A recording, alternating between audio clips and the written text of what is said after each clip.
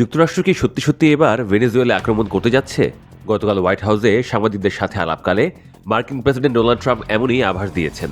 তিনি স্পষ্টতই বলেছেন ভেনেজুয়েলায় তার দেশ স্থল হামলা চালাতে যাচ্ছে। এ বিষয়ে বিস্তারিত কিছু বলেননি ট্রাম্প, শুধু আভাস দিয়েছেন। এরপরই ব্রিটিশ গণমাধ্যম বিবিসি একটি বিশ্লেষণ করেছে এ নিয়ে। সেখানে এটি বলছে, ভেনেজুয়েলার প্রেসিডেন্ট নিকোলাস মাদুরো দাবি করছেন তাঁর দেশের উপর যুক্তরাষ্ট্রের চাপ বাড়ানোর লক্ষ্য একটাই, বিশাল তেল সম্পদের দখল নেওয়া। চলতি সপ্তাহের শুরুতে যুক্তরাষ্ট্রের সামরিক বাহিনী একটি তেলবাহী ট্যাঙ্কার জব্দ করে।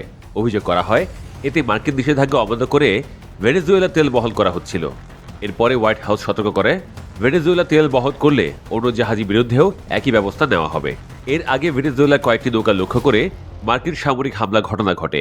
সেগুলোকে যুক্তরাষ্ট্র মাদক পাচারের জাহাজ হিসেবে চিহ্নিত করে। প্রেসিডেন্ট ডোনাল্ড ট্রাম্প প্রকাশ্যে মাদুরোকে পদত্যাগের আহ্বান জানিয়ে অভিযোগ করেছেন ভেনেজুয়েলা যুক্তরাষ্ট্রে মাদক ও অপরাধী পাঠাচ্ছে। প্রশ্ন হলো, ট্রাম্প কি আসলে ভেনেজুয়েলা তেল চান? দেশটির তেল কি লাভজনক পর্যায়ে আছে? এটা সত্য যে ভেনেজুয়েলা বিশ্বের সবচেয়ে বড় তেল ভান্ডারের মালিক।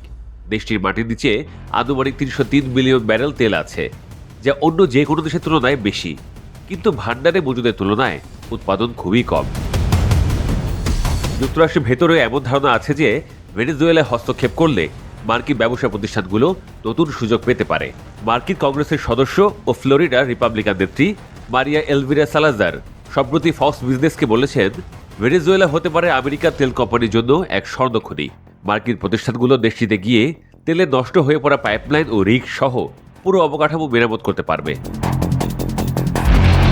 এমন যুক্তির প্রতি ডোনাল্ড ট্রাম্পকে আগ্রহী বলে মনে হতে পারে, কারণ তার প্রচার কর্মসূচির স্লোগানই ছিল ড্রিল বেবি ড্রিল, যা বোঝায় তিনি সামগ্রিকভাবে তেল উৎপাদন বাড়ানোর পক্ষে এবং আমেরিকানদের জন্য তেলের কম দাম নিশ্চিত করতে চান। হোয়াইট হাউস বলছে ভেনেজুয়েলা দিয়ে তাদের উদ্বেগ মূলত মাদক পাচার ও মাদুরোর অবৈধ শাসনকে ঘিরে।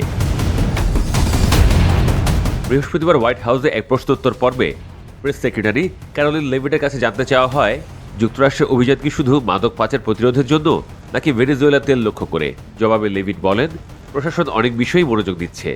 মাদক পাচার বন্ধ করাটাকে যুক্তরাষ্ট্র 1 নম্বর অগ্রাধিকার হিসেবে দেখছে।